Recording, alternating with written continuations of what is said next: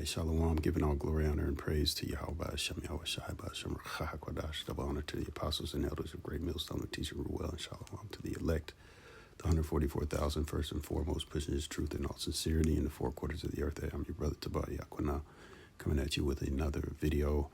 It's kind of like a part two of what I just previously dropped, but it's going in on the hemisphere, the control, Babylon the Great, America, pursuant to Revelation, the 17th chapter, that whore that rides the beast back, that beast being NATO and the EU, gearing up, NATO and its 32 supporting countries, putting money in the pot, getting all the defenses ready. All right. It says the connection between manifest destiny, which is a 19th century mindset. So manifest destiny was the belief that the United States was divinely ordained to expand across North America. The Monroe Doctrine and manifest destiny reinforced each other. Monroe Doctrine, external boundary, told Europe stay out of Western Hemisphere. Manifest destiny, internal expansion, told Americans expand westward and dominate the continent.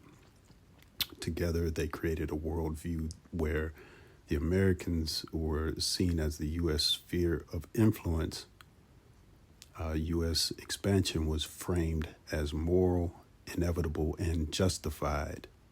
Indigenous peoples, Mexico, and smaller nations were often treated as obstacles rather than equals. So that's a beautiful supporting piece. I believe that was from the brother Tamayim, and just showing you that, this devil, he was given power by the Lord to. Matter of fact, let me grab this real quick. All right, this is the book of Isaiah, chapter 14 and verse 6. He who smote the people with a continual stroke. All right, that's whooping ass, right? He that ruled the nations in anger is persecuted, and none hindereth. The whole earth is at rest and is quiet. They break forth into singing. So Isaiah 14 and 6 is talking about he, which points to the Edomites, the head oppressor of the whole world right now. The head of the heathen nations are the Edomites right now. All right, so it says that they smote the people in wrath with a continual stroke. Right. So when you go back to Revelation, actually we'll go right here, Revelation 13 and 3, and I saw one of his heads. It's talking about the beast, the two-headed beast. It says one of his heads, as it were, wounded, right? It's speaking of the ancient Roman Empire, wounded to death, and his deadly wound was healed. All right. So when you go to Revelation 13 and verse 14 real quick, it says, and deceiveth them that dwell on the earth by the means of those miracles which he had power to do in the sight of the beast, saying to them that dwell on the earth that they should make an image to the beast, which had the wound by a sword and did live. Right. So that's the revival of the Roman Empire. Okay. And that's what we're talking about. Was loose for a little season, as it speaks of in, Revelation, the 11th chapter, I believe. It's loose for a little season. And he was loose to deceive the nations, man. All right. Could have that. Let me see. No, I'm sorry. I keep getting that confused. Revelation, the 20th chapter. It says, and cast him into the bottomless pit, 20 in verse 3, and cast him into the bottomless pit and shut him up, and set a seal upon him that he should deceive the nations no more till the 1,000 years should be fulfilled. And after that, he must be loosed for a little season. This is the Edomites coming out of the Renaissance, coming out of Dark Ages into the Renaissance period, roughly around the 1400s, 1300s, 1400s, to set up power again, man. All right, to rule the world for a little season, and he's still in that little season, but it's slow. It's quickly coming to an end right now, and to a violent end. All right. So again, Isaiah 14:6, he who smote the people in wrath with a continual stroke, beating ass continually. He that ruled the nations in anger, right, wrath. And the devil knoweth that he hath but a short time, so he's going to come down on the nations with another, a last hurrah of wrath, pursuant to Revelation, the 12th chapter and the 12th verse. It says, is persecuted and none hindereth. All right. So if you look at other, and we're not going to go into it, but if you look at other versions of that, you could see how one 2-letter word is very important, man, because right here, and it's is, the word is at the end of this 6th verse. It says is persecuted. A lot of other verses they kind of omit that when you go into, not other versions, I should say, they omit that when you go into it. It's really showing you that, it's going to be a role reversal.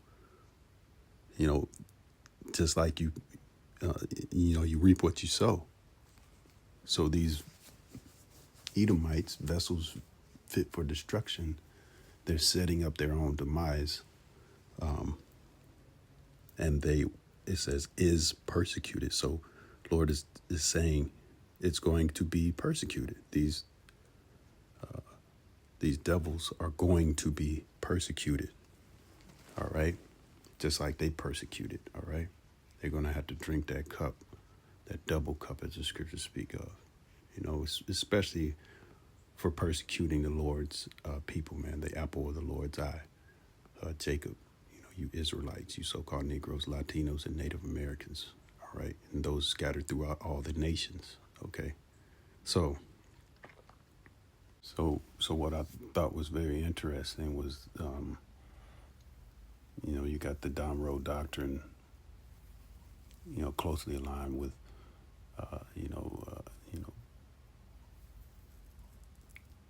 just that idea of manifest destiny, and we see that kind of playing out with this guy Nero 47, President Trump, pushing basically a whole hemispheric dominance. It's going to be kind of interesting if he wants the whole hemisphere, because we see that BRICS consists of Brazil, Russia, India, China, and South Africa. So how can he ultimately grab, probably the biggest country in South America, Brazil, to control the whole Western Hemisphere, if they're aligned with, Russia, India, China, and South Africa? Well, Russia's the big dog. And we just saw in that definition of manifest destiny, let me see if I get it again. Excuse me, not manifest destiny, but the Hague Commitment. The Hague Commitment refers to NATO's agreement made during the 2025 summit to increase defense spending from 2% to 5% of GDP by 2035, with a focus on enhancing collective defense capabilities among member states. This commitment aims to address security challenges, particularly in light of threats from Russia. So if you're looking for something, if you're looking for the whole hemisphere, Western Hemisphere, speaking of America, which is Babylon the Great, and beyond, they're looking for more. If you read into the national security thing that they got on whitehouse.gov, it's talking about Indo-Pacific control and all of that too. But if you're looking at if they're looking at controlling the whole Western Hemisphere, you're running into Brazil. Let me get this real quick. This is the book of Ezekiel, chapter 38, and verse 1. And the word of the Lord came unto me, saying, Son of man, set thy face against Gog, the land of Magog, the chief prince of Meshach and Tubal, and prophesy against him. Gog goes into Russia. Magog is of Russia. Russia is a compound word meaning Rosh, meaning head, Shar, meaning prince. Moscow is also a Hebrew. That's from the Hebrew. Moscow is also Hebrew, goes into Mashak. All right. It says, and say, thus saith the Lord power, behold, I am against thee, O Gog, the chief prince of Meshach and Tubal. Right. So there are Edomites over there as well. It's an Edomite nation. You know, the Lord is creating division right now on a massive scale. So he's against those Russians over there as well.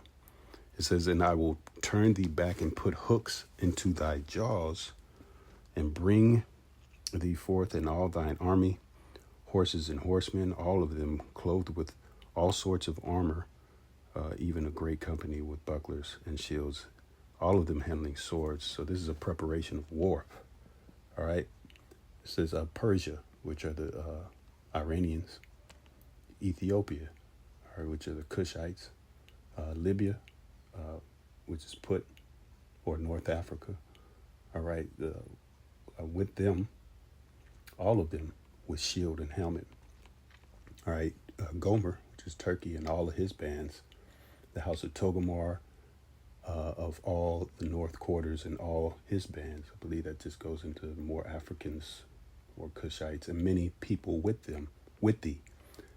This is the point. Verse 7, Ezekiel 38:7, be thou prepared and prepare for thyself, thou and all thy company that are assembled unto thee, and be thou a guard unto them. So Russia setting himself up as a guard